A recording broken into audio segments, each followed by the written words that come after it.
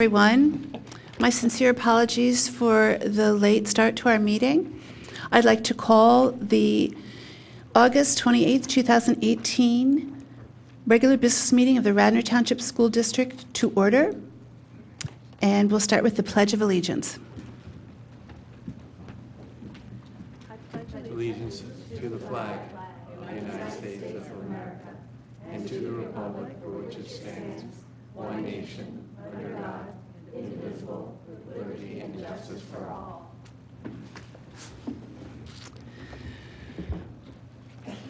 Okay, second item on the agenda is a report from executive session. The board met on the following dates: August 14th, 2018 and August 28th before this meeting to discuss matters legal and personnel.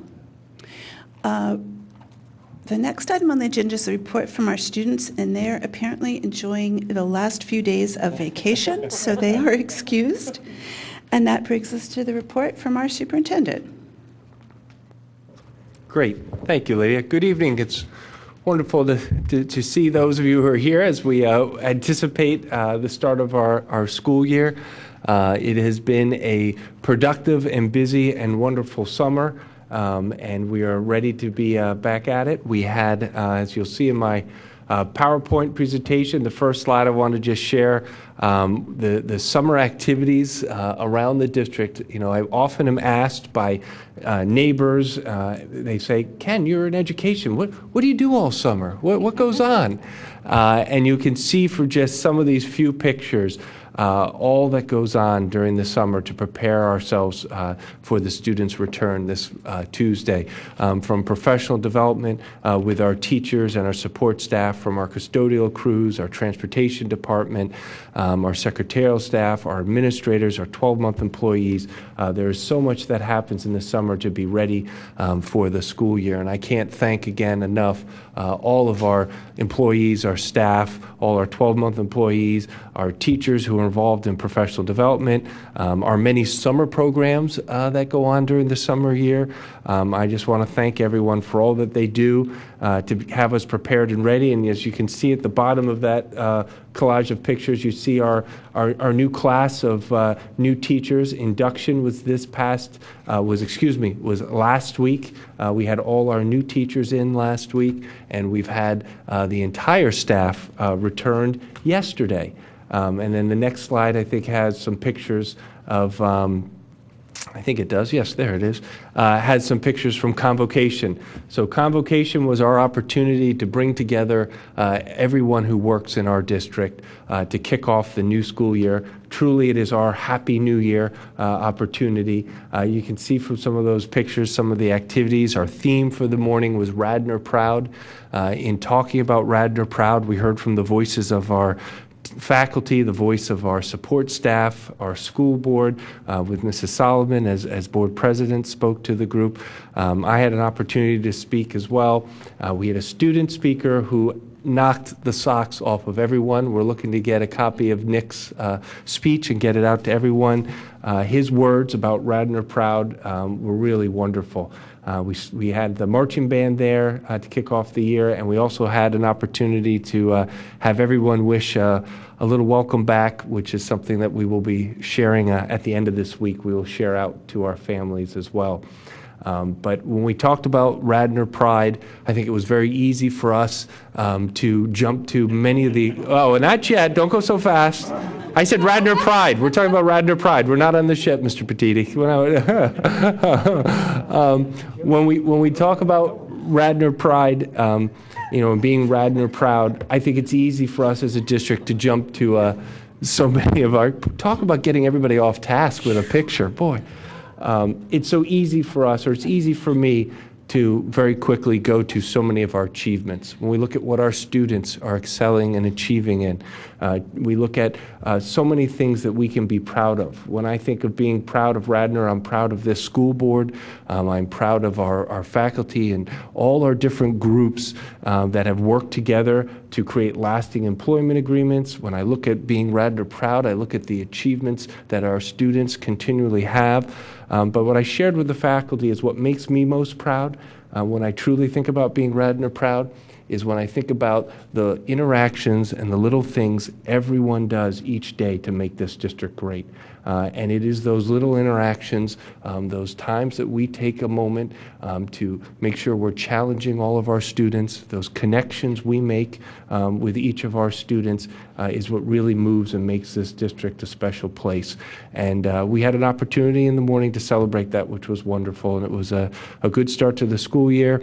We did give away some golden tickets again, and those are the people on the bottom right. The golden tickets were some additional half vacation days for a few staff members, and I promised that the administrative team or I would cover their half-day job. So some of them really stuck it to me this past year, and I shared some of those stories where the last year we had 2 high school teachers, 2 elementary teachers, and 1 custodian won the half day, and then I was able to cover each of their positions, sub for them for that half day during the year.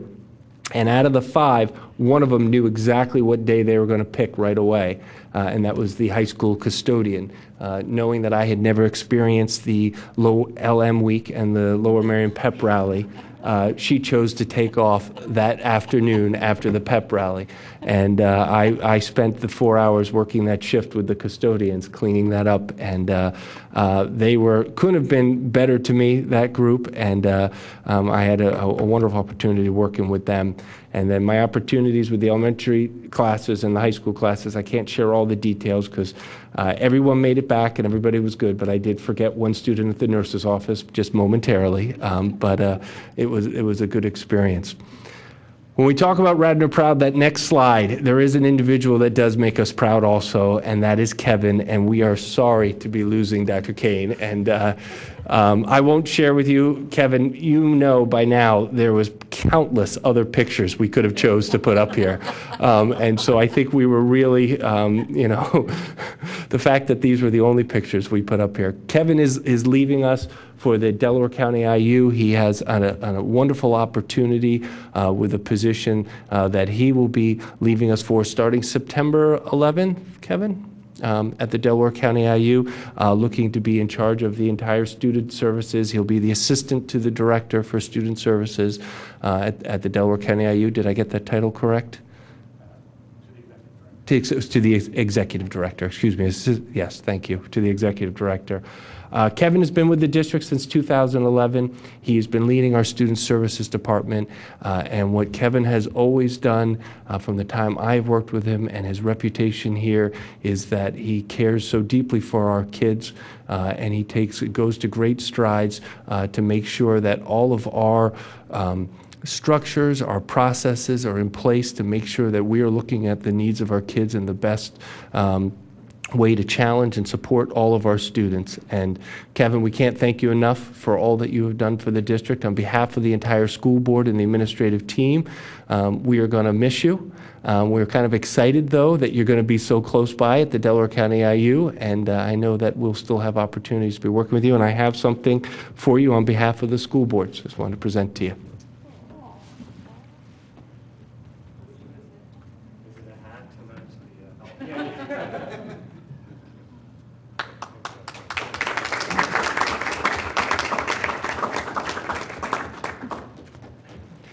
Did you want to give a speech, Kevin?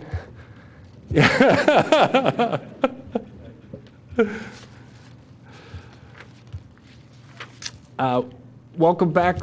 We just wanted to list for board members. I won't go through them all, but there is, obviously, it all begins next week, and there's just a quick summary of many of the activities that will be starting up as we begin the new school year. And we've had many of our students back already, especially in the area of the high school, with fall sports, with the marching band and the drum line, and they've been continuing to be involved, which is wonderful to have the students back on our campuses already. And then I want to thank Bentley Systems. I want to thank Mr. Chuck Friedman, and thanks for these donations. Again, our district couldn't do it without the donations and support of our community, so thank you for these generous donations. I wanted to mention that there are new ways to receive school board information. We have been in the past, when there's been board questions that have happened at committee meetings or business meetings, that we've always shared the answers to those questions at the following month's committee meeting. One of the things we're going to do in response to feedback that we've received is that we're going to post the answers to those questions. So those answers will be posted on board docs for both our public to see and for our board members' ease. And it will also help us, I think, be a little more efficient during board meetings. We won't have to always necessarily read through them through administrative comments as well.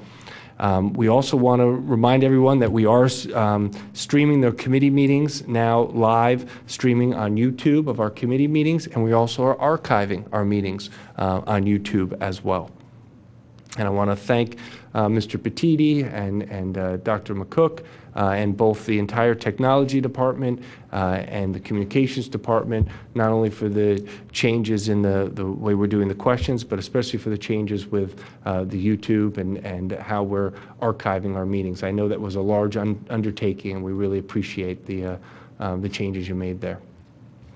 Wanted to talk quickly about, it's August, and you'd think this would be a short report, and I apologize, but we wanted to give an opportunity to talk about our goals, our summary of our goals from last school year, and also give a lead-in for board members to discuss some of our potential goals for next year, for this current school year, and the board members would have an opportunity at the September board meeting to vote on those goals, or to approve, I should say, those goals as we move forward. Each year, we sit down not only as a board, but we also sit down as an administrative team. We sit down as a district to identify what are those things that are going to rise to the occasion of goals, what are those things that may be priority projects, and what are those things that are other tasks that we may need to accomplish. Just because we look at just a few items on our goal list doesn't represent all that we do as a district. And I think we're all aware there are so many things happening each and every year in our district, but it's important for us as a board to try to identify focus areas, and I think we also need to identify those focus areas so that we could also give ourselves the opportunity to challenge our energies in particular directions, and also so that we're not picking up every new idea or new suggestion, and that we're being very thoughtful and planned as we move forward as a district. So tonight there's an opportunity for us to just share and review some of the goals from last year. I've asked the administrative team, they can remain at their seats, to each give just a quick summary on each one of the goals from last year, and I know we have a PowerPoint that'll be up on the slides, and board members have a copy as well. So the first one is the goal of challenge and support all students. So I'll look to Dr. McQuiggan or Dr. Robarczyk. Who's starting? Dr. I'm going Robarczyk. to start. Thank you. So as you know, at the elementary level, we have been exploring different opportunities to bring systematic process to our schools and planning for school improvement, and that has been done through a number of ways, especially considering the use of inclusion at the elementary schools and finding to best utilize our resources that are available to us.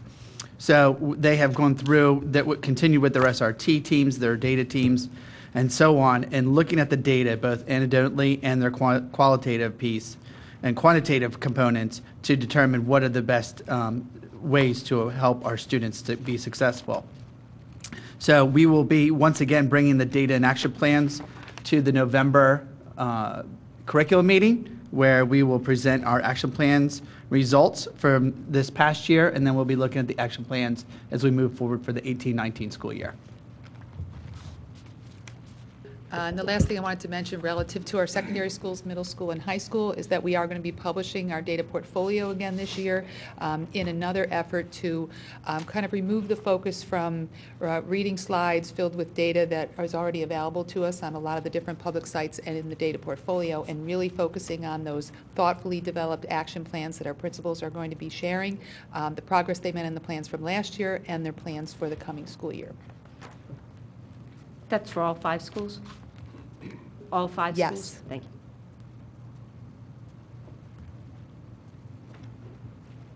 you. Next will be me. During the past several let me start over. During the process of several technology stakeholder committee meetings that occurred during the past school year, data was collected from several sources to provide deeper insight into the existing iPad one-to-one program from students, teachers, and parent focus groups.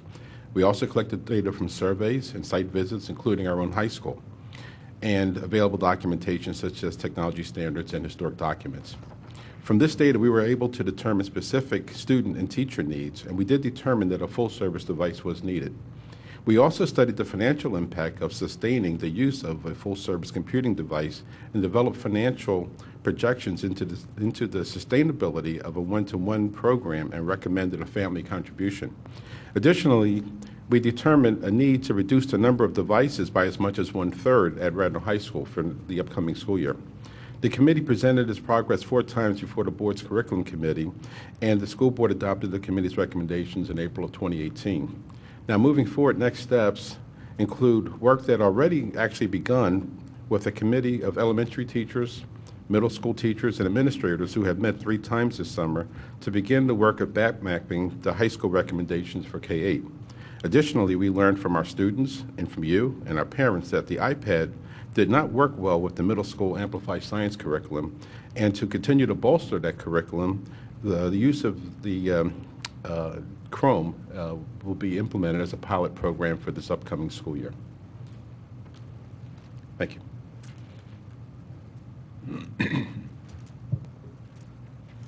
I just wanted to piggyback on Byron's conversation about the technology initiative. The last 2 days, we've met with all of the teachers in the district and rolled out the same information that we shared with you over the last several months. And it has been very well received. Teachers have been very excited, and we had a few little bumps in the road with getting brand new technology off the ground. But by the end of today, everything seemed to be running well, and people have a very, very positive experience going into the new school year. So we're excited. Middle school. So last year we spent some time evaluating the Radnor Middle School program. We had focus groups, we did surveys, classroom observations, we did some curricular review, and quite a bit of data analysis.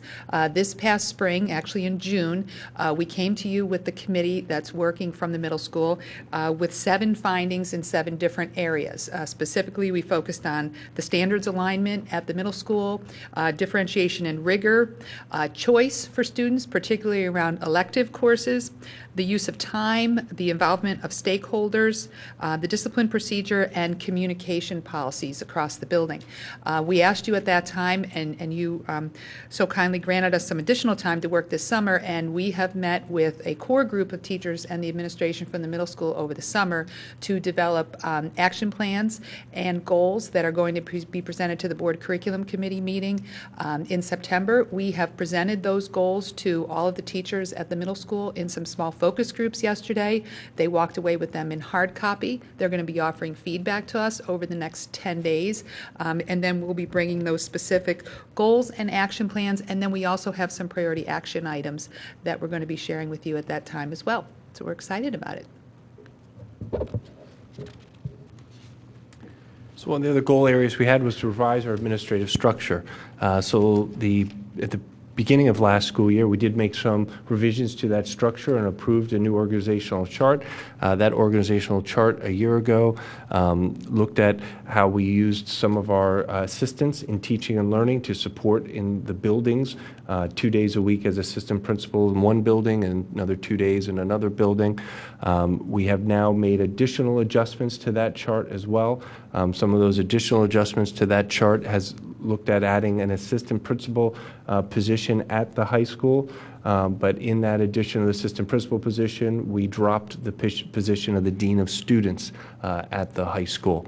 At the elementary level, we reduced the assistant principal position at the elementary school, and now we have a dean of students position that is split between 2 buildings. So it's supporting Wayne Elementary 3 days a week, Radnor Elementary 2 days a week, and supporting Ithan Elementary receives support 2 days a week as well.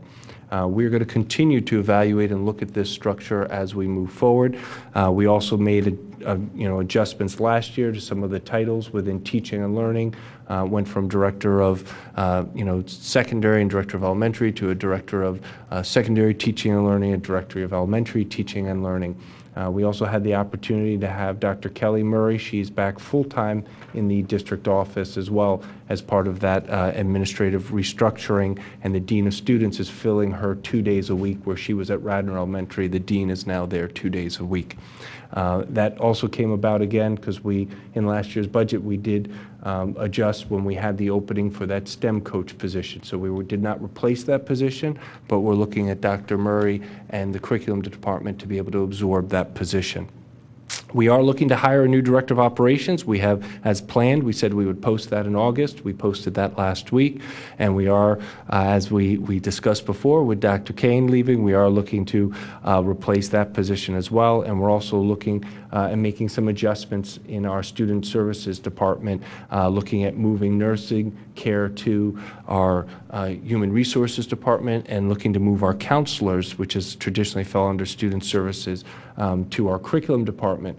With the advent of the 339 plan and so much that is going on within counseling services, much of it is now curricular in nature, and it really belongs, we believe, in the curriculum department. So we've taken this opportunity to also look at how we could streamline for efficiency and also keep a focus on supporting our special education department. And we are looking at replacing Dr. Kane's position and have posted that position.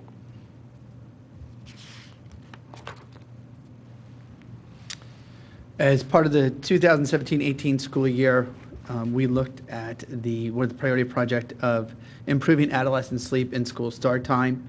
We met a number of times throughout the year. We had three main purposes of educating the community and understanding the research ourselves, evaluating that impact on Radnor, and then providing a recommendation.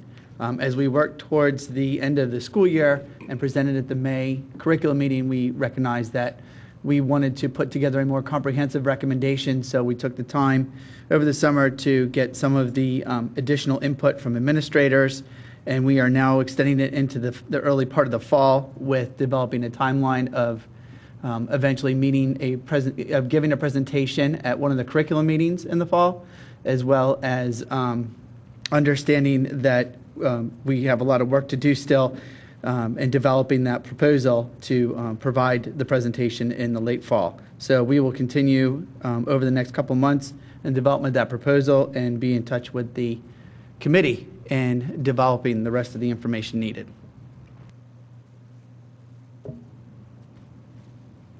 So another one of our priority, oh, sorry, Michael, go ahead, Strategic Communications. I jumped ahead of slide. Okay.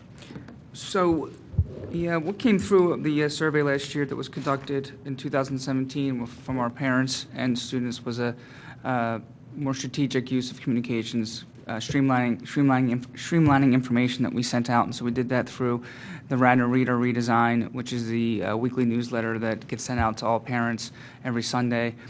Also spent a lot of time working on the communications administrative regulation to provide some standardized guidelines to our staff about communications policies and protocols, which happened to go alongside the tech study in which Schoology was unearthed as a very useful and effective way we can have our teachers communicate with parents. So we'll be moving towards Schoology on a more regular basis for communication from from teachers to students and parents this year, which is great. We use School Messenger more frequently over the year, which came through the survey. School Messenger is our alert system, so we would typically use it for mostly school closings, but we decided to use it more for events and other announcements that we typically might not use the system for. Coming up, we have meetings scheduled with the staff and this August, which I've already conducted a few, to bring them up to speed on the communications they are, so they can feel comfortable in what's in there, as well as talking about website expectations in light of the Office of Civil Rights investigation that we're working through, as well as the Schoology developments. And then lastly, very important, is we're looking at video this year in the district and increasing programming and the quality and variety of that programming. And for those who are listening, and I know the board has discussed this several times, but that Office of Civil Rights investigation has to do with how we're presenting our information so that our information is accessible to all on our website. And it's been something that many districts have been hit with. Thank you, Mr. Petiti. Thank you for clarifying. Yep. And thank you for your work in that area. Next topic we had a priority project was our Citizens Advisory Committee. And I want to thank our Citizens Advisory Committee for their work this past year. They presented to the board on 2 different topics. We gave them a list of topics that for them to research and look in for the district. They made presentations to the board about 2 of those areas. They presented findings about our Roberts Road properties, and they also presented findings about capital planning, as well as they also provided for us some insighted recommendations looking at for hiring our operations director. They started off the previous year by giving us some information after looking through our leases that helped support and lead us to part of our technology review. So our plan for next year is to continue to work with Citizens Advisory to have them work with our Finance Committee. We've already discussed and I've shared with our Finance Committee chair some proposed topics for Citizens Advisory to be looking at this coming year, and that'll be forthcoming as we look at Finance Committee this month and as we look at next year's goals and projects. So the administration had a busy summer, as well as the HR office, with over 1,000 applicants in. With the interviews, the intakes, and the exit interviews, it was very busy. The numbers listed on this sheet have increased. We were actually making phone calls this evening trying to get candidates lined up as well. We've done the job fairs. We intend to look at those job fairs in the upcoming year to see if we want to add any or subtract some, subtract some, I should say, depending on the success we've had with recruitment. And we will, again, be streamlining the hiring process. We're going to tweak it again to try to have consistency across the district. And as you know, HR likes consistency, so we want to try to keep that consistent among all buildings. So I know we went through a lot of information quickly, but we wanted to just take a time to just share not only with the board, but with our public where we stand on this year's goals, or I should say last year's goals. This coming year's goals are going to be very much a continuation in some areas. As you heard from the presentation just now, there's many topics that we have continued work on, whether we're looking at adolescent sleep, implementing now some of the technology recommendations, still reviewing and implementing our middle school recommendations, keeping that first goal and primary goal, challenging all students, and the importance of making sure that each one of our buildings is taking the time to look at our program and evaluate each year how are we challenging all of our students and developing building level plans to do that. That's something that we'll be coming forward and discussing with more in November timeline when the principals come here to talk to us about the results of some of their plans from last year.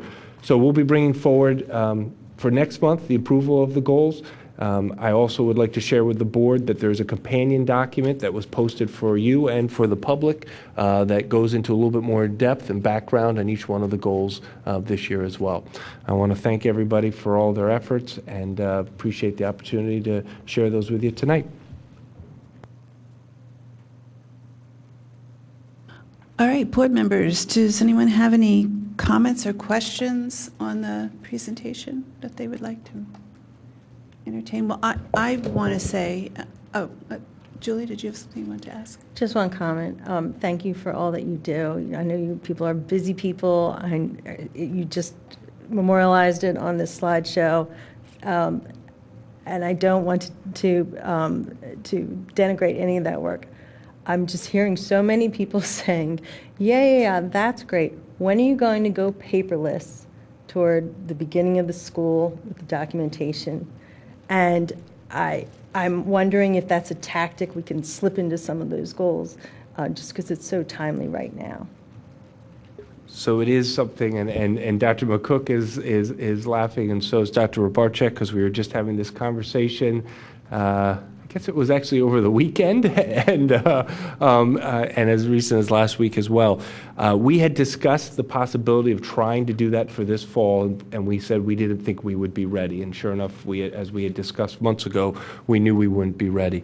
It is something that we are looking to do. So although it is not risen to listing as a goal, we are looking to have in place for next year to go paperless, and also even to have some of the opportunities. I was emailing. I received some emails or forwarded to me some of the frustrations from our elementary parents who, the class lists went out on Friday, so most probably received them Saturday, but some might not have received them in snail mail till Monday. Or hopefully they all have them by now. Whereas in our middle school and high school, you just go online to find out your schedule and see your teachers, and can we move our elementary to that as well? Those are all things that we're looking to try to do, and I saw Dr. McCook's light go on, so I'll let him jump in as well. Yes, we've actually already started the process already. We've been doing some work with Power School, for online registration, to start that process, and then the ability to update documentation as well, too. We will also look at moving the elementary schools earlier into getting their scheduling done so that we can have that available in Schoology as well, so that you'll be able to look in Schoology or Hack and be able to see that information earlier. So, yeah, we've had many conversations about it. It's something that's been long overdue, and we hear you loud and clear. We're going to do our utmost best to make sure that becomes a reality during the course of the school year, so that we can open next school year and be pretty well up and running on those multiple platforms. I thought in the weekly reader we got this week, there was a bunch of links to, maybe the forms aren't able to be filled out online, but they were downloadable. Is that what I saw in the reader? Is that what it was? Okay, thank you. Thank you. You will make many parents and many students very happy next year. Thank you. Along with that, too, the key piece, Dr. McCook mentioned, too, is that we're moving to central registration. So that will also help us be able to streamline that process as well, just for the registration of our families. So we'll be moving to that as well this school year. That will begin. Yeah. I'd just like to make a comment on part of your presentation that involved Dr. Kane.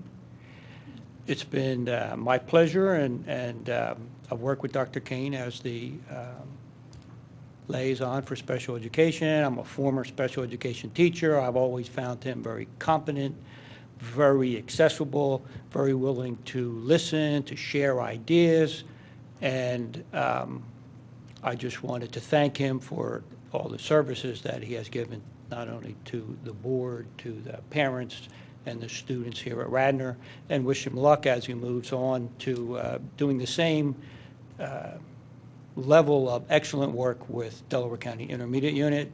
And I want to just wish you all the luck in the world for the future. And if you ever need any suggestions, don't hesitate to call me.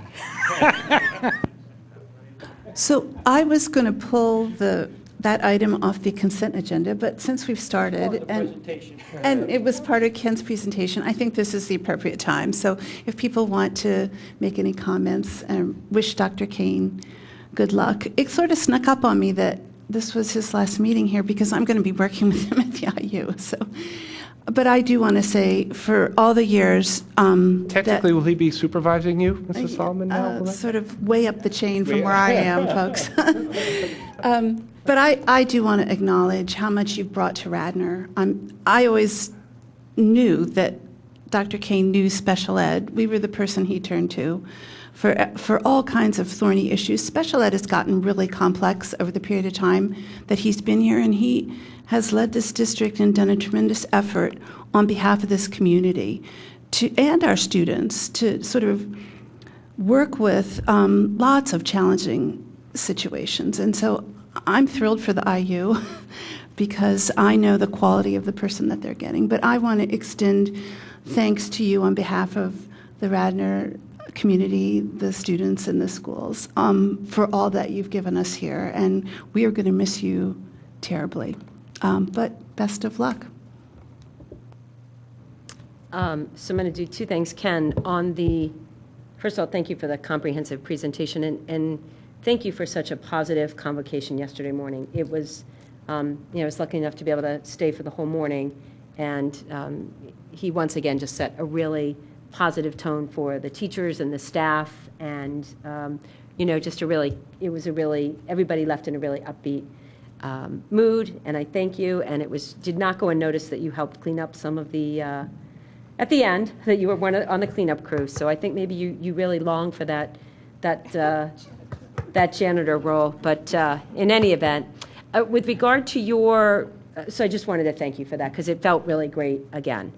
And I just wanted to make a comment about in your priority projects. I know that the timing of this with regard to the Citizens Advisory Committee, some of this in terms of when CAC is going to resume in the fall, it's not lockstep in that it's going to happen in September. That's going to depend on when we have some people out right now, and our committee will meet. So I just don't want people to be upset if CAC doesn't get back right in the saddle in September, but it's our intention to talk as a committee.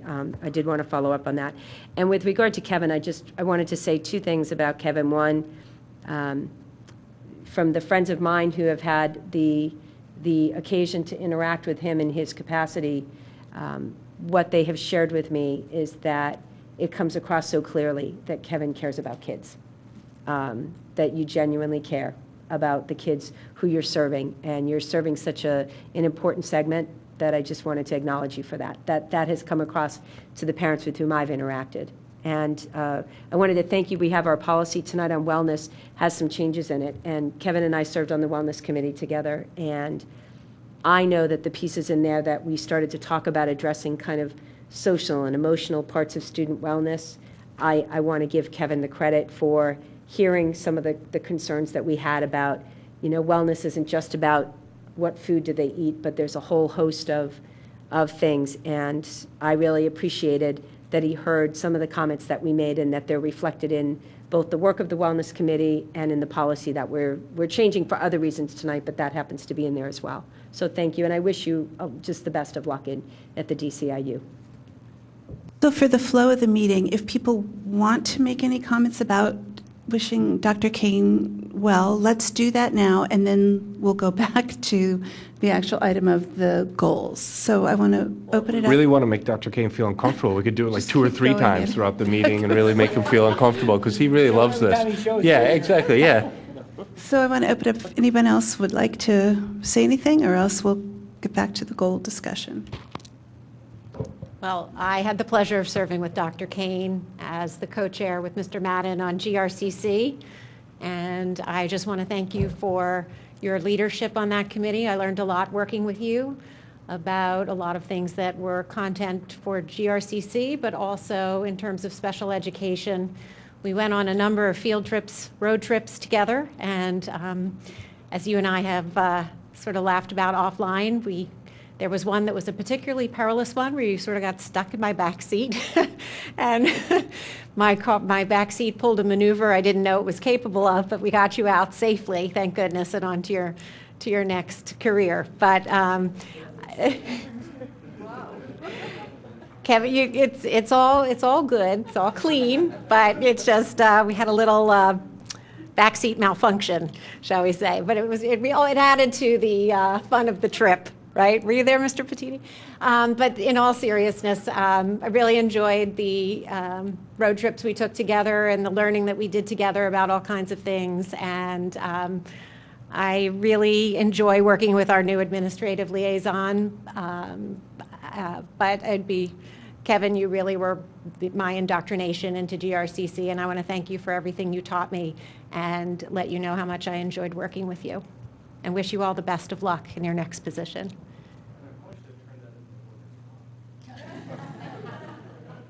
We talked about that too. You promised you wouldn't.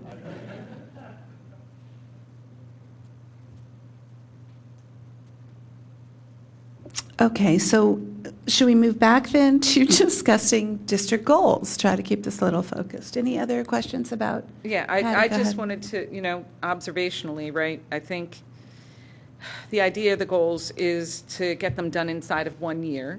I realize there's some things on here that carry over. In fact, most of them carry over. So as we contemplate next month new goals, I'd just like to hear in the context, the new goals in context with the work that needs to be completed on these, and maybe even a contemplation that we should be setting goals for 2 years, not 1. At the pace at which school districts have a tendency to move.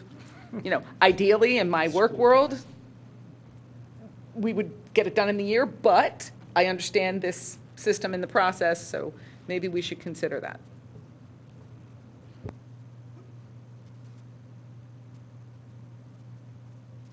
I just want to acknowledge a tremendous amount of work that went into this. It's relatively new for the district to view its workload this way in this structure of having goals and meeting them. And this is a tremendous amount of the reports, the effort that went into this, the teamwork. So just really thank everyone just for all this effort, this work, this really good work on behalf of the district. It's been amazing. I have marveled at how much you guys get done. In addition to the other, what I consider the top 10 things you should be doing, which are dealing with kids, dealing with parents, interacting with teachers, mentoring people. But anyway, thank you for this.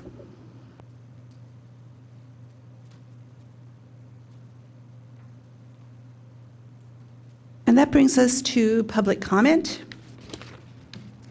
Citizens are encouraged to address the board during the public comment portion of the meeting on the agenda or other topics related to Radnor Township School District.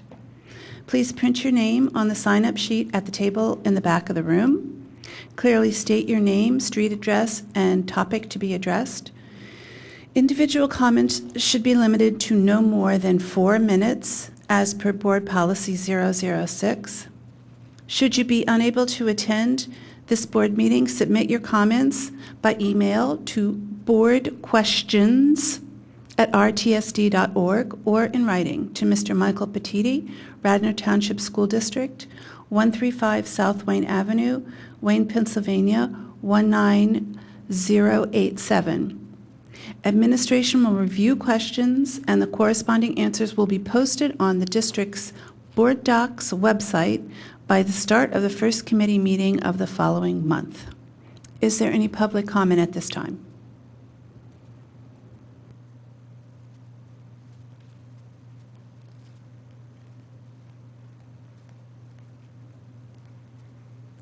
Hi, I'm Michelle Leonard, and I live at 852 Briarwood Road. And I just wanted to start off by thanking Mr. Batchelor and the board for making adolescent sleep and school start time a priority project.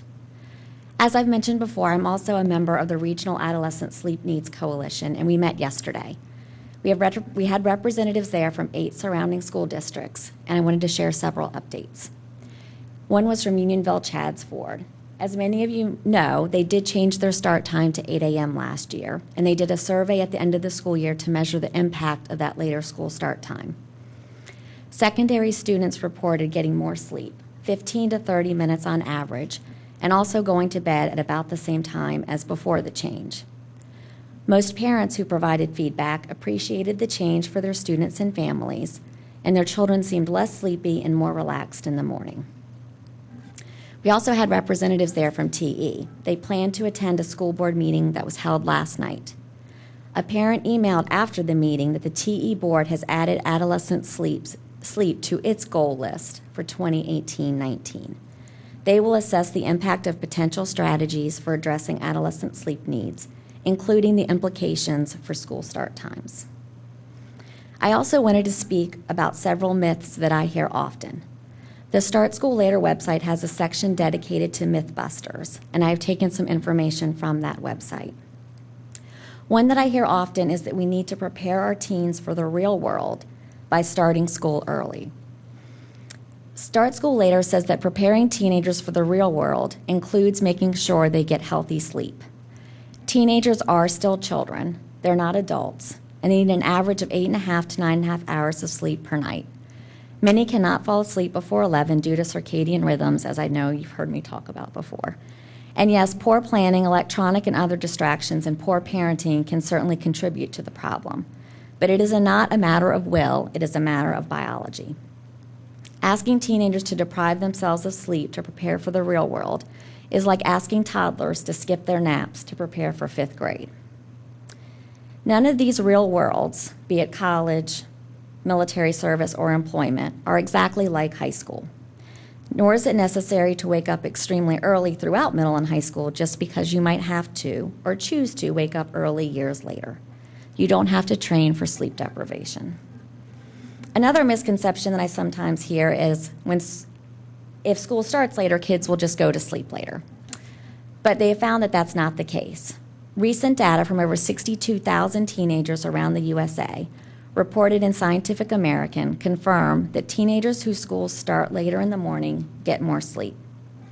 Students still need to follow healthy sleep practices, including choosing a reasonable bedtime, and evidence is accumulating that schools that change their start times in conjunction with a sleep education program are more likely to have better outcomes. However, it's important to remember that under current conditions, most students cannot get enough sleep, no matter what their sleep habits might be. And that certainly speaks to my personal experience. I feel like my kids are pretty good sleepers, always have been. I set limits as a parent. I don't allow screens in their bedroom at night. And I try to get them, my high schoolers, in bed by 10:30 to 11 o'clock. But with a 6:15 wake up for a 6:50 bus, that gives them 7 hours of sleep at the most. And that's not enough. So an extra hour would move them up to at least 8 hours. In conclusion, I hope that Radnor will choose to be a leader in our region and make the decision to start high school later so that our children have the opportunity to get the sleep they need to be healthy and happy. Thank you. Thank you very much.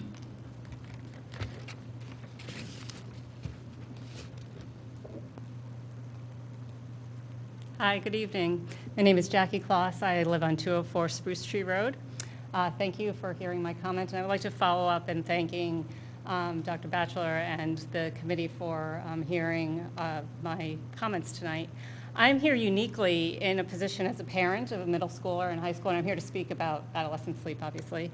As a parent of a middle schooler and high schooler, as a clinical psychologist who's been trained in behavioral sleep medicine and been practicing in the field as both a clinician and a researcher, more recently in the research, for almost 20 years. And serving in the trenches of our committee that we've been working on over the past year and really tackling some of the issues of the feasibility and weighing the pros and cons of doing this. Clearly, I've seen as a parent the difference in waking my kids up in the summer versus in next week, and I'm interested to see how that will turn out, and we kind of know how that will be. But I also can see the differences between firsthand between when they're sleep deprived versus when they're well rested. As a clinician, I've been able to see how intervention can really make a difference, even with a half hour of sleep when people are sleep deprived versus when they receive intervention and are well rested. And as a researcher, I clearly see that the data are irrefutable in terms of the effects of sleep deprivation on health and how much of an impact we can make and how optimally people can feel and function when they are getting the sleep that they need. And in the committee, we often tackle things about feasibility, and I know that anticipation of making this change is often the more feared outcome than what actually ends up happening. Taking all these things together, I would like to strongly advocate in my position as a parent, in my position as a psychologist, and as a committee member that we strongly consider in moving the time to a delayed sleep start time. The one thing that we can think about is sleep is a modifiable behavior, and that is something to think about. And one of the most compelling things that we can do is to move the school start time among the other sleep education aspects. We talked about Radnor Pride. I'm very fortunate to be a part of the Radnor community, to have my children a part of this district. I think we could even see greater things come when we begin to allow and watch our children and what they can do above and beyond what they're already doing in terms of their academic performance, social and emotional well-being, health and reducing injuries and preventing future, any kind of future detriment. So I really hope we're able to experience this joy of getting more sleep among our family and among our community. Thank you. Thank you very much.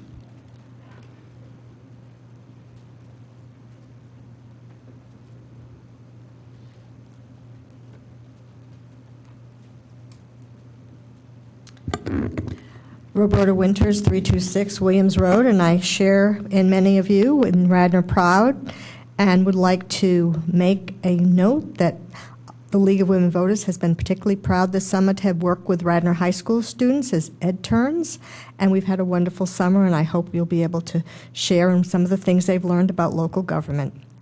I also applaud your efforts as you reviewed the goals to improve communications and your YouTube efforts to promote responsiveness to what's happening at our local meetings, and I hope that the written accounts and answers to questions might be as effective as what's currently happening at the public meetings. I also am pleased to see that as you review student progress, that you're looking at anecdotal information as well as just data, because sometimes data in itself doesn't tell the whole story. I am also pleased that you are looking to hire a new director of operations, because I believe that's a very essential position in a district which is so facilities-oriented. Finally, in regard to Policy 272, student wellness, at the recent meeting regarding policy, I did mention that I would like to see the inclusion of sleep in the student wellness program. You've just heard two public commenters speak on the importance of sleep, and I know many publications and health curriculum that we looked at do include sleep as an important component of good health, so I would like to see, as we've added social and emotional development, the importance of sleep as an ingredient to wellness. Thank you. Thank you very much.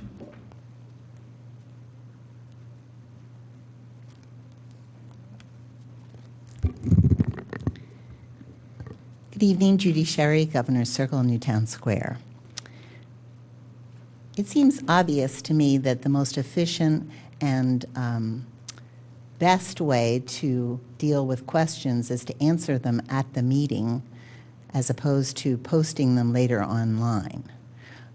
If the administration knows the answers. We have a lot of well-paid administrators sitting at the meeting that I'm sure would have answers to easy questions at the meeting. So I would like to propose that, and I really feel strongly about it. And I wondered from the presentation by the superintendent how administrative restructuring is evaluated, because it was said that you're going to be evaluating it this year. My first comment is related to the facility committee report, and it's related to stormwater damage. It was surprising and really disappointing to attend a facilities committee meeting last week after multiple flooding incidents in Radnor that there wasn't a report, a comment, or even a question from board members on how these storms impacted the district's facilities. Huge fans were whirling at one meeting, and baseboards in the administration's basement had been removed. Yet school board members were completely silent on the issue. The township has held multiple meetings on stormwater, including one last week which indicated that the township may be seeking state and federal funds, grants, and low-interest loans to cover some of the cost of property damaged by the storms. Why didn't the school district participate in any of these public meetings? Has it put a dollar figure on any damages? Finally, are the administration and school board satisfied with the current state of stormwater management affecting the district's properties? If school had been in session, would there have been any additional concerns? Does the district have a plan to either evacuate students or to organize them for sheltering in place if flooding occurs? Seat belts on school buses.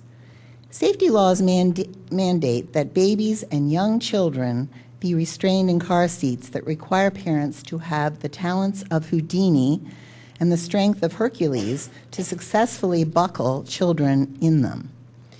Naturally, as they grow, children have an expectation that this is a requirement for riding safely in a vehicle. And yet, on regular-sized school buses in Radnor, seat belts are not available. The district's response to a suggestion that it should evaluate and implement 3-point seat belts or lap shoulder belts on all school buses was that compartmentalization is the safest mode for our students, along with other seat and design enhancements, and that most organizations dedicated to student transportation opposed mandatory seat belts. Advocates for lap shoulder belts include the American Academy of Pediatrics, the National PTAs, the National Transportation Safety Board, and most recently, the National Association of State Directors of Pupil Transportation Services, an organization the administration listed in opposition to seat belts. That leaves only 2 organizations listed by the administration opposed to seat belts. One of these is the National School Transportation Association. This organization is the leading resource for private school bus transportation. According to its website, NSTA has been the Washington voice for private contractors for over 50 years. A lobby organization representing private contractors isn't the voice you'd necessarily choose to promote the safest form of transportation for students. I think we'd all pick the American Academy of Pediatrics over a private contractor lobbying group. The tide regarding three-point seatbelts has turned. At least 29 states introduced bills to address this issue in 2017. Compartmentalization may lessen injuries. Can it be improved? Yes, simply by adding lap shoulder belts. If safety is paramount for Radnor students, the board and administration should install seatbelts on all school buses. In 2014, Ms. Sherry, I'm sorry, your 4 minutes has been reached. Please wrap up your comments. Thank you. I think this is really an important issue. If there's something that I've said that really is taking too much of the board's time, I wish they'd stop me, because I really try my very best to make my comments as pertinent as possible, and I think school safety on school buses is very important. So, in 2014, NAS DPTS published a position paper on equipping and the use of passenger and lap shoulder belts in school buses. I'm providing the board with a copy of this paper. Will the board put this on an agenda and review this issue in a public meeting? And I'll save my comments on South Roberts Road for the end of the meeting. Thank you. Is there any other public comment? Oh, and just quickly, that's a 2014 paper, but they've come out with more recent opinions that even are more compelling as to why we should have seatbelts. Thank you. Hi, David Wood, President, Radnor Township Education Association. I just want to say that we're excited to begin the year. I think all staff members are ready to go, and it's not just because we get to come back on Tuesday night to board meetings. That's not the primary reason that we're excited. I think we're more excited that students are coming back next Tuesday so that we don't have to hang out with adults all day. That's not really what we're liking to do, but you know, you do what you have to do. I can't believe it's only been 2 days. When you said earlier, we just started yesterday, I was shocked. I was like, wait, it hasn't been a week, but no, it hasn't. So we're really excited to start. I also wanted to bring up, and I don't know whether if I missed you saying it, the district also recognized people for years of service, and I think it was amazing when you looked at the people that have put in 40 years. I think there were five? Is that how many there were? 5 that had been with the district for 40 years, and numerous people that have been with the district for 30 years, and I think that's an amazing thing, ranging from bus drivers to custodians to teachers to others. It's pretty amazing. The one that really amazed me was the bus driver who had 38 years. That's an amazing thing. Please don't ever let me drive a bus. It'd be a scary thing. I don't know how they drive those big buses around our small roads anyhow, and the fact that they're able to do that is amazing. The fact that you could do it for 38 years is truly amazing. So, and they do it safely. They do it great. You never have a problem with a bus in Radnor Township. So I just wanted to thank the district for recognizing people and bringing up that important, they got a pin recognizing their years of service, and I think it's really important to do that. So thank you, and we're looking forward to a great year. Thank you, Mr. Wood. Is there any other public comment? Seeing none, that brings us to the report from the board committees. First committee report is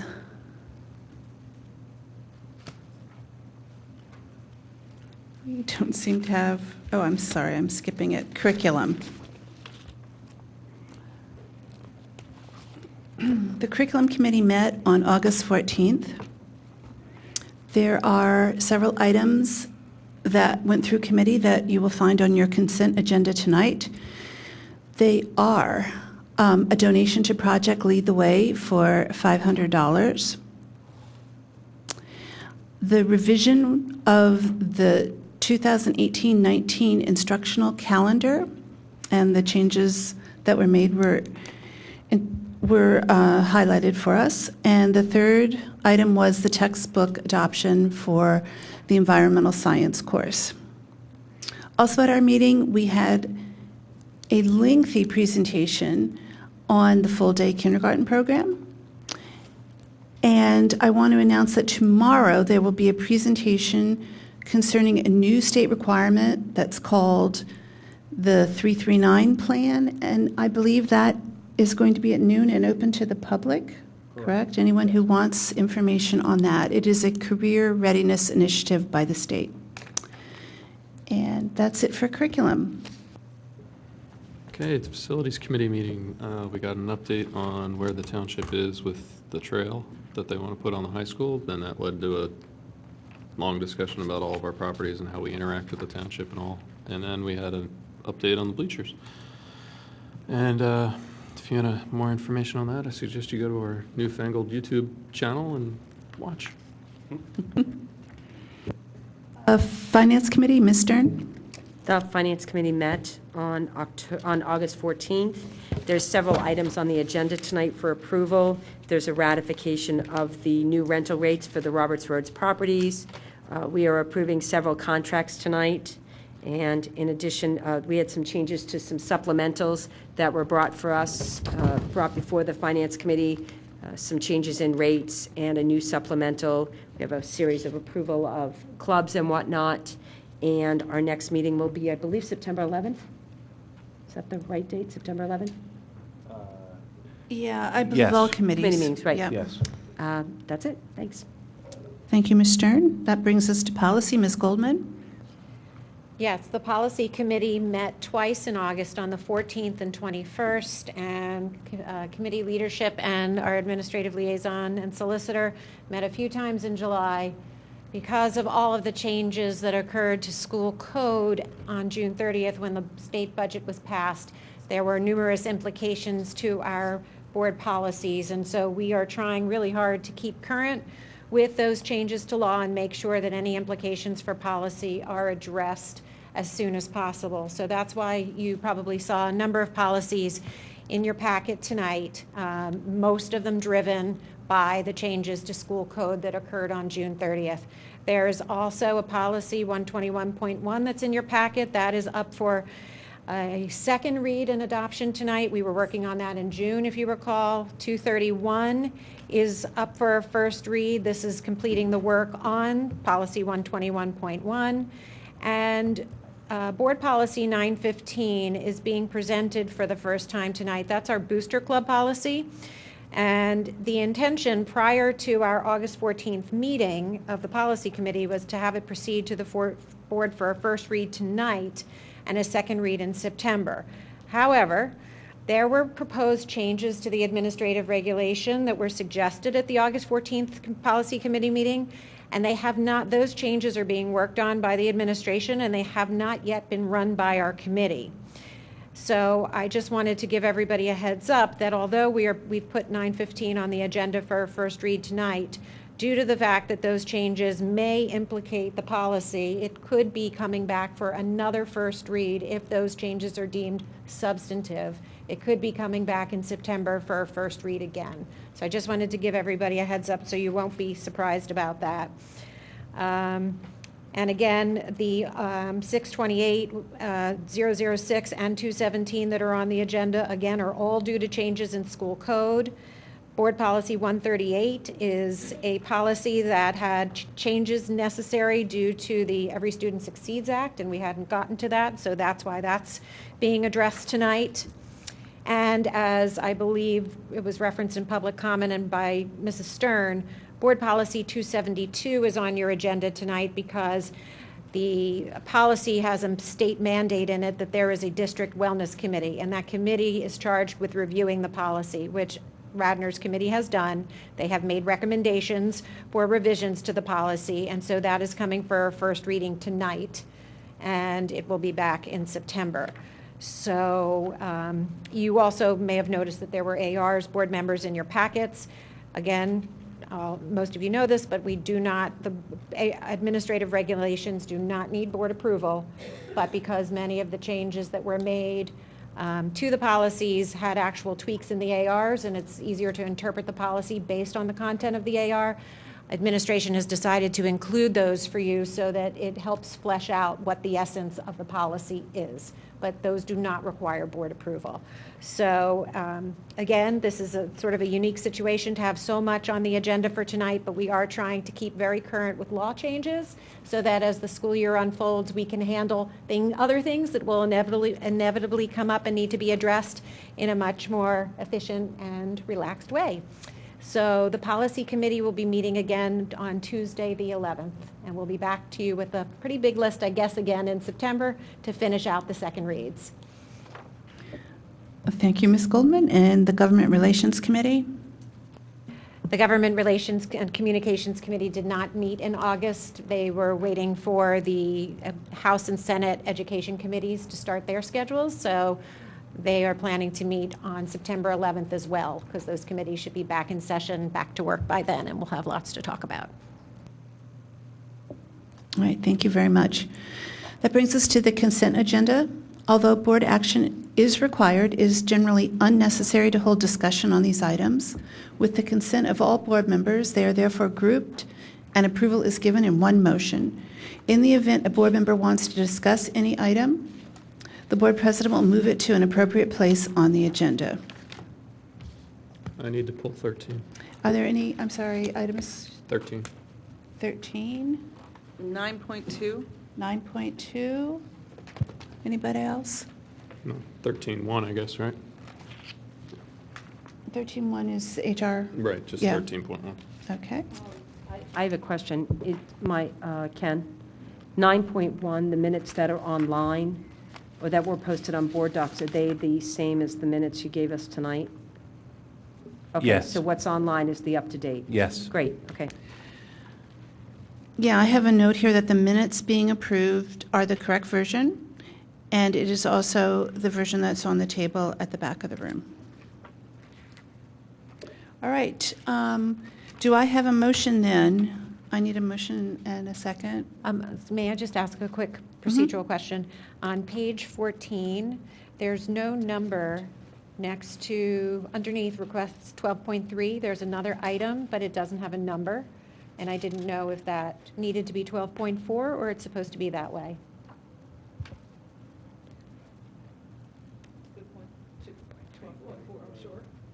Say that again? So on page 14, under subject 12.3, request for approval of organization chart. Yeah. And I think it's organizational chart, but whatever. The next one down, the appointment of voting delegates for the 2018 PSBA Delegate Assembly, there's no number for that particular subject. It's not 12.4, and just in case. It says it is. It says Where? 12.4. It doesn't on the Online, paper maybe we've it got. does. It doesn't say it in my copy. Oh, on board docs, it says 12.4. And that should say on my copy, it does say 12.4. It says 12.4 on my copy. 12.4 on board The docs. simple printed version. Okay. Something on the says printed 4. version. Yeah. Okay. Something on the printed So it version. is 12.4. It is 12.4. It is Okay. 12. It's a good point. Do you It's want not to pull on. it, or you're just questioning? I just, Okay. it's. Yeah. It's a good point. Okay. But Lydia, did anybody pull 11 point, I'm sorry. No. We No need to pull, I 11s. want to pull 10.2. Okay. And did anybody pull 11.3? No. Okay, I want to pull both of those. All right. So the motion would be to approve the consent agenda except for 9.2, 10.2, 11.3, and 13.1. Do I have a motion?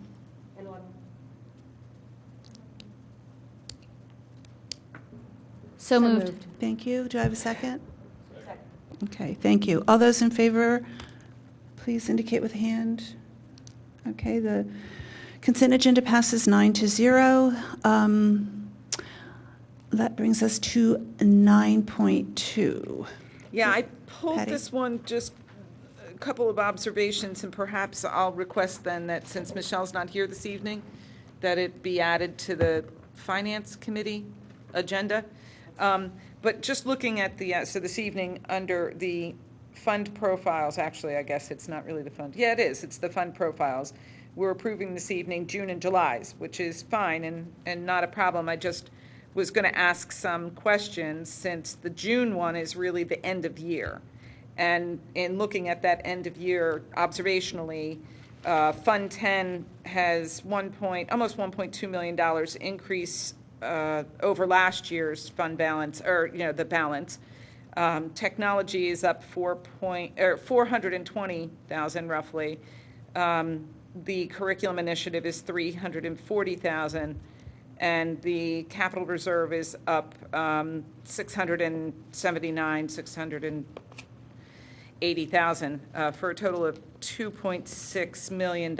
Now, I fully understand and not really questioning so much some of the funds, because I understand why they are what they are, and we may not have spent it this year, but we'll spend it in the next couple of months, or however it's going to work out. But I would like to understand Michelle's perspective, actually, on all of them. Even though I understand those, I'd like to understand where does that put us with regards to what we had planned, and if she can just give us some sense of that. I know it's a little too early, audit-wise hasn't started yet, but I'd like her perspective on it.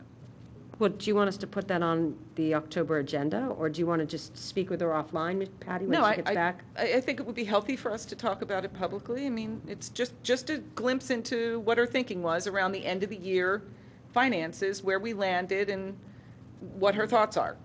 And I think it should be a finance committee discussion, not just a Patty put it on the Booker one. finance committee agenda is when it's, Yeah, that's what I was saying. Since she's not here this evening to ask the questions or to answer them, if we could put it on the finance, that would be great. Okay, so noted. Can I just want to make sure, because I think that's a good conversation for the finance committee to have. Ken, do you know, is there any reason there's any problem with the board not approving any of this? Is there any urgency? Oh, I wasn't suggesting we don't approve it. Oh, okay, I'm sorry. I thought you were saying you wanted to wait to approve it till later. No, I just think it would be good for us to have just a dialogue around the numbers and where we landed, that's great. and what her perspective is on it. That's all I'm suggesting. No, thanks. I don't have a problem with it, and I'll even make a motion that we approve 9.2 financial reports intact. Second. Okay, second. Thank you. All those in favor, please indicate with a hand vote. Motion passes 9-0. All right, that brings us to 10-2. I'm not sure, Susan, I think you pulled that. Yes, I wanted to pull it because we're going to have agreement services with the DCIU. So I wanted to move that we approve it. We have agreement and services with DCIU. Okay. So I wanted to move that we approve it, but. Oh, well, no, you know what? I have no problem voting for services for the district from an organization with over 1,000 employees that, Okay, so I move that we approve 10.2. Yeah. Does anyone have a problem with me voting for that? Okay, thank you. All those in favor of 10.2? The motion passes 9-0. I lost my page. That brings us to 11.3. I think you pulled that, Ms. Stern? I did. I would like for us to just make a note. I'm happy to approve it, but I do think that we should make a note. I think earlier versions always have the number of instructional days, and the version that we received tonight doesn't have it tallied on there. And I think it's just good practice for us to include the tally of how many instructional days are on there. So we took the instructional days off because it tends to cause confusion with the counting of the Act 48 days. So people get the calendar, then they go through and they count them all and say, oh my gosh, you counted them wrong. And it's typically because conference days count as student days and things like that. So in order to avoid the confusion, we do sometimes share those when we preview it at the Board Curriculum Committee meeting, but we haven't been circulating it or publishing it on our website that way because it does cause some panic sometimes. Okay, so that was intentional. Okay. Yes. To not put the total on there. Yes.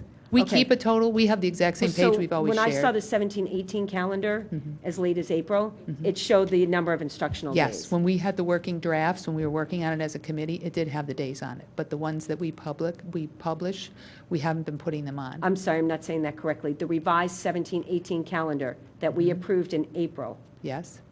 That went public.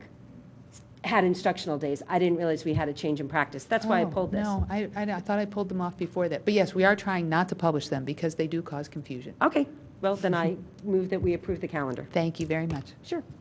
All right, all those in favor of 11? Second. Oh, I'm sorry. Second. Thank you, Sarah. All those in favor, please indicate with a hand vote. Motion passes 9-0. That brings us to 13.1. Mr. Miller? I pulled this at Pulled the that. behest of our HR director, so I'll now let Todd explain this. Underneath Scanzella, we have, there was a mistake by my office that it's replacing M. Duncan. It should be replacing Dvorak.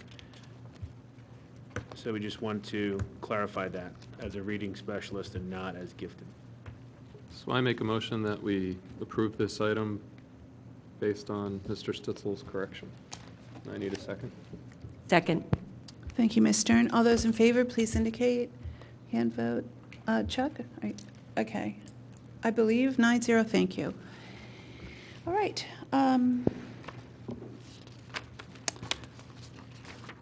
That brings us to the report from board liaisons. The first liaison committee is the Delaware County Community College. I want to announce that Delaware County Community College will be hosting their school board dinner, which they do every year, for board members in the 15 school districts in Delaware County. It will be October 24th, which is a Wednesday. And I'd like to encourage everyone who has not attended, or if you're a regular, some of us are, to please come down again. There's a new president that started at the community college last year, and I think just come and inform yourself about all the wonderful things going on there in career education and all the other programs that they have. So please put that on your calendar now. And our next liaison committee will be following that dinner, so no other report. Delaware County Community College, Ms. Booker, excuse me. No, Delaware County Intermediate Unit. He said community college. Intermediate units. I guess two things to report. We received our certificate of occupancy for part of our Aston site. The building is segmented, so it's the part that we were pushing for. It was pretty darn close to on time. The other part of the building is still under construction, but we do expect that to come online before the end of this year. And just in case anybody didn't hear, Kevin Kane is coming to the DCIU. Sorry, Kevin. I didn't want to do that to you. I wish I had the picture. I was going to make a big... I was like, no, I'll wait till later in the meeting. But anyway, we're pretty excited about Kevin coming on board. And I know, right? While I'm torn because I'm sorry for Radnor, but I'm excited for the IU. So Kevin, welcome.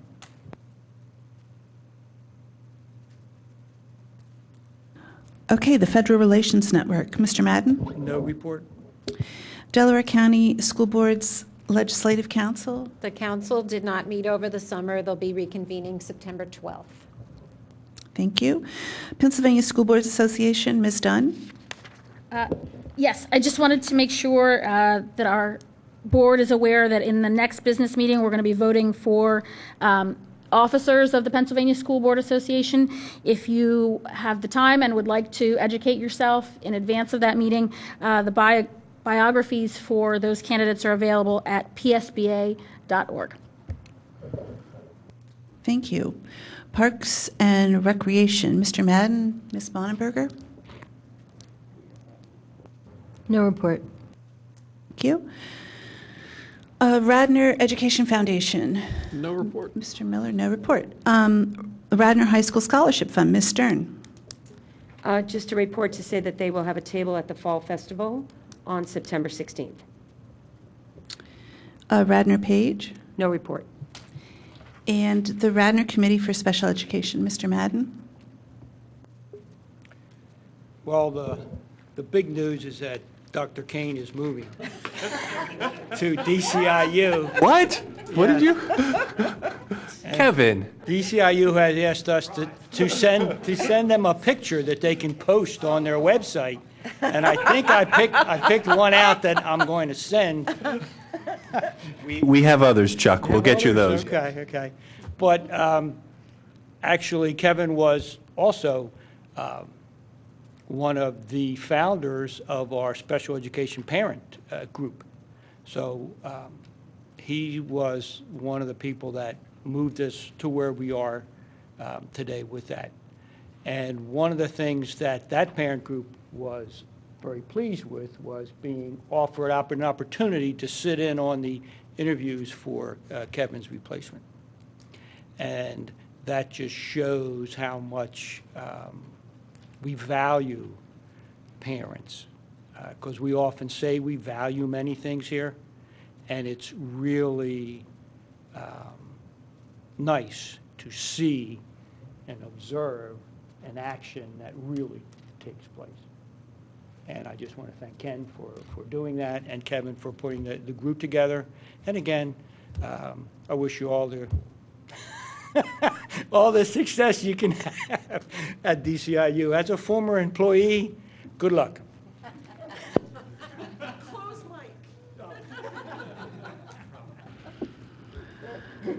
All righty.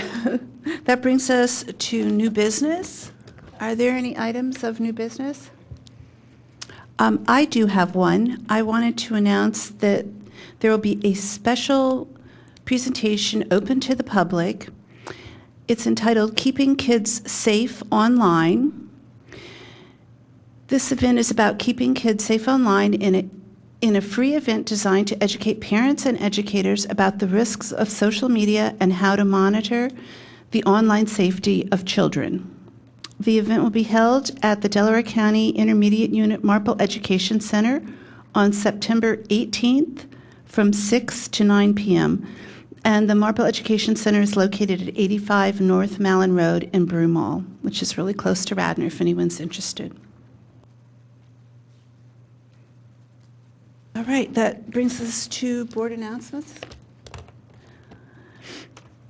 I'd like to announce that the committee meetings will meet on September 11th. However, the times will not be delineated between committees, but we will run as soon as one committee has completed, the next one will convene. And then the next business meeting will be September 25th in this room at 7 p.m. That brings us to... Lydia, I'm sorry, can I interrupt and just ask, because it's not stated here, and I'm sure there are members of the public who want to know, do we have an order of those meetings that we can make public for people? Yes, we will. So what we're doing for September is, just based on the holidays, we're backing everything up in one evening. Right. And we have decided to have a special meeting, Curriculum Committee of the Whole. Curriculum will meet at its normal time. GRCC will meet before it.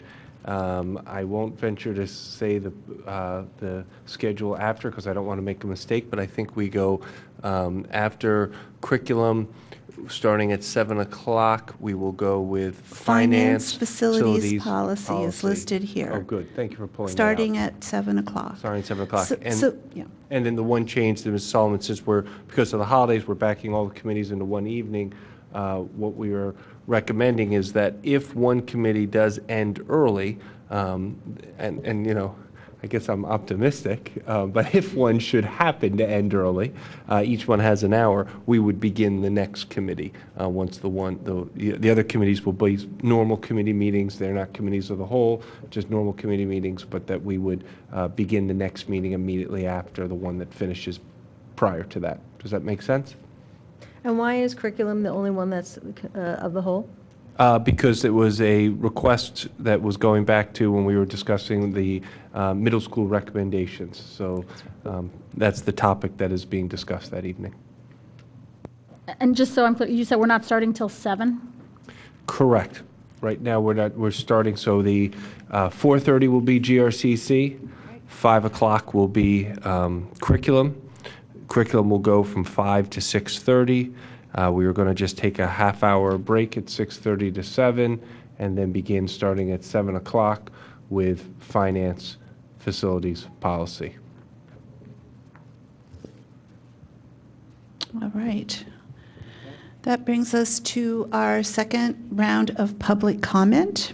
Again, citizens are encouraged to address the board at this time to comment on matters of concern, official action or deliberations which are or may be before the board. Speakers are respectfully requested to avoid redundancy and to please limit their comments to issues for which there was no previous opportunity to offer remarks. Print your name on the sign-up sheet at the table in the back of the room. Clearly state your name, street address, and topic to be addressed. Individual comments shall be limited to no more than 4 minutes as per Board Policy 006. Should you be unable to attend this meeting, please submit your comments by email to boardquestions at rtsd.org or in writing to Mr. Michael Petiti, Radnor Township School District, 135 South Wayne Avenue, Wayne, Pennsylvania, 19087. Again, the administration will review questions and corresponding answers will be posted on the district's board docs website by the start of the first committee meeting of the following month. Is there any public comment at this time? Roberta Winters, 326 Williams Road in Rosemont, and I'm very interested to see how the new format for meetings will be operating. I think it may be a marathon for those of us who sit and probably do not have the opportunity to eat lunch or dinner with you, but we will probably have to pack a lunch to make it through the meeting. I think it also not only may impact public participation, but I believe is probably not in the best interest of decision-making because I know our brains can only endure what our bottoms can stand.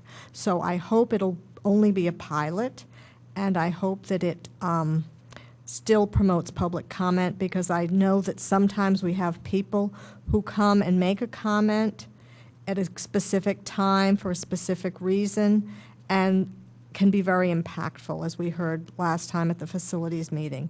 And I would hate to have, even though they're live streamed, someone miss the opportunity to be at a certain place at a certain time to make the right comment when it's appropriate. So please, I'll be interested to see how it goes, but I have my reservations. Thank you. Thank you very much.